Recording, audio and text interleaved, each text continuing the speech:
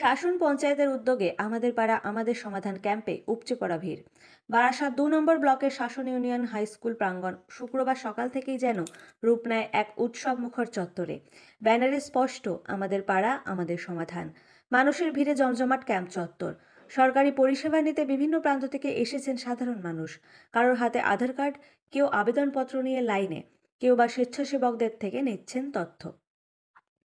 এই ক্যাম্পের আয়োজন করে শাসন পঞ্চায়েত। উদ্দেশ্য একটাই, সরকারি পরিষেবা মানুষের দোরগোড়ায় পৌঁছে দেওয়া। পরিদর্শনে আসেন পঞ্চায়েত সমিতির সভানেত্রী মানোয়ারা বিবি, বিডিও ডক্টর শেখর সাই, সহসভাপতি মেহেদি হাসান ও জেলা পরিষদের সদস্য সাবিনা খাতুন।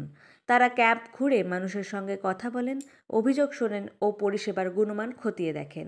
এছাড়াও উপস্থিত ছিলেন পঞ্চায়েত সমিতির কর্মদক্ষ রঞ্জিত মণ্ডল ও শাহিদুল ইসলাম, প্রধান মৌসুমী ঘোষ, উপপ্রধান জিয়াউল ইসলাম, লক্ষণ ঘোষ, আসাদুল, রেজাউল করিম ঝন্টু সহ অন্যান্য নেতৃত্ব ও পঞ্চায়েত সদস্যরা। বিডিও শেখর সাই বলেন, মানুষের যাতে সরকারি পরিষেবা নিতে হয়রানির শিকার না হতে হয় সেই লক্ষ্যে এই ক্যাম্প। এক ছাদের নিচে একাধিক পরিষেবা মিলছে। ক্যাম্পে বিদ্যুৎ সংযোগ, স্বনির্ভর গোষ্ঠীর ঋণ, স্বাস্থ্যসাথী কার্ড, কন্যাশ্রী, কৃষক বন্ধু, বিধবা ভাতা সহ বিভিন্ন সরকারি প্রকল্পের কাজ সম্পূর্ণ হয়। স্থানীয় বাসিন্দারা খুশি। এক প্রবীণ গ্রামবাসীর কথায়, আগে ব্লক অফিসে যেতে অনেক সময় আর ঝামেলা হতো, এখন সব কাজ একেবারে স্কুল মাঠেই হয়ে গেল। দিনভর ভিড় থাকলেও গোটা আয়োজন ছিল শৃঙ্খলাপূর্ণ। শাসন পঞ্চায়েতের এই উদ্যোগ এলাকাবাসীর আশা, আগামী দিনেও প্রশাসন এইভাবেই পাশে থাকবে।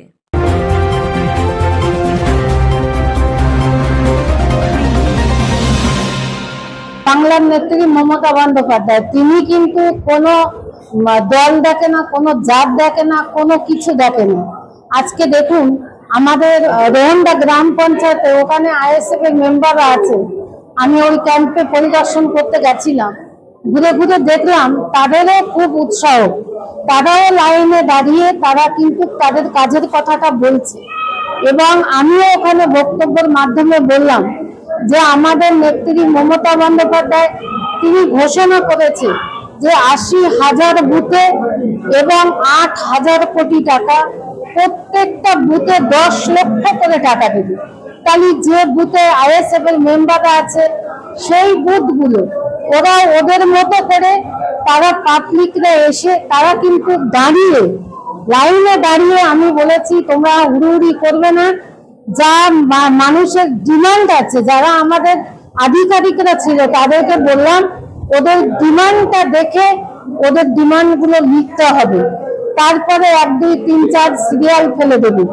এটা কিন্তু আমাদের রাজ্যের মাননীয় মুখ্যমন্ত্রী মমতা বন্দ্যোপাধ্যায়, এটা আর বিজেপি রাজ্য শাসিত রাজ্য না, এটা পশ্চিম বাংলা। এখানে আমাদের নেত্রীর নাম হচ্ছে মমতা বন্দ্যোপাধ্যায়।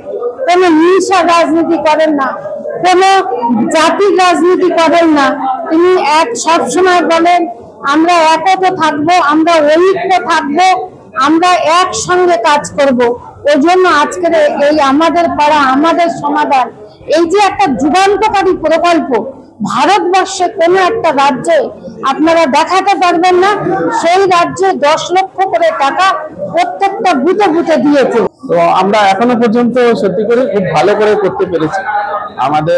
আমরা প্রশাসন থেকে যেমন করছি, আমাদের সঙ্গে পঞ্চায়েত সমিতি, গ্রাম পঞ্চায়েত রেসপেক্টিভ যে কজন গ্রাম পঞ্চায়েত যে কটা আছে ৭টি, সঙ্গে আমাদের জেলা পরিষদের মেম্বাররাও থাকছেন। মানে সকলের একটা ঐকান্তিক প্রচেষ্টা এটা হচ্ছে।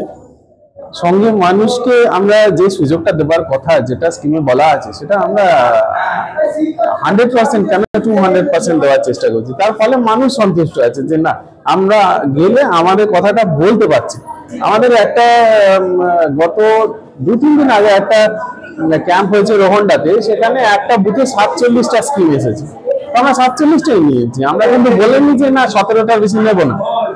আবার এখানে শাসনের একটি বুথে ৩৭টা স্কিম এসেছে। অর্থাৎ মানুষকে খোলা মনে আমরা বলতে দিচ্ছি, বলতে তাদেরকে প্রমোট করছি, বলতে ইন্সপায়ার করছি যে হ্যাঁ আপনারা বলুন আপনাদের ডিমান্ডটা। তো তার ফলে নির্বিঘ্নে খুব ভালো করে চলছে এবং আমরা আশা করি যে আমরা স্কিমগুলো খুব ভালো করে নামাতে পারবো। আজকে যে সারা দেখছি প্রত্যেকটা মানুষ, গ্রামের মানুষরা তাদের নিজস্ব মতামত দিয়েছে।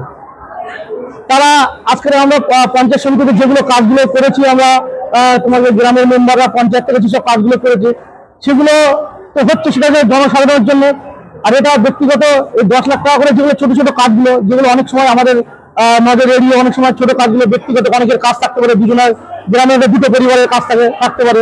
আমরা 10-এর জন্য যে কাজগুলো করেছি এগুলো ছোট ছোট কাজগুলো, সেগুলো হয়তো আমাদের নজরে বাইরে ছিল, কিন্তু মমতা বন্দ্যোপাধ্যায় সেগুলো নজর রেখে দিয়েছে। এইগুলো আমাদেরকে করতে হবে, যেগুলো যারা জনপ্রতিনিধি তারা হয়তো এগুলো অনেক সময় ভুল বসতে নাও করতে পারে। তার জন্য তিনি নজর রেখেছে, তিনি তার মাথা থেকে এসছে, আজকে তার সাফল্য আমরা পাচ্ছি। আমরা 21শে জুলাই মঞ্চতে গিয়ে এই প্রকল্প সম্বন্ধে আমরা জানতে পারি, তারপরে এই প্রকল্পটা নিয়ে আমরা আগ্রহী হই।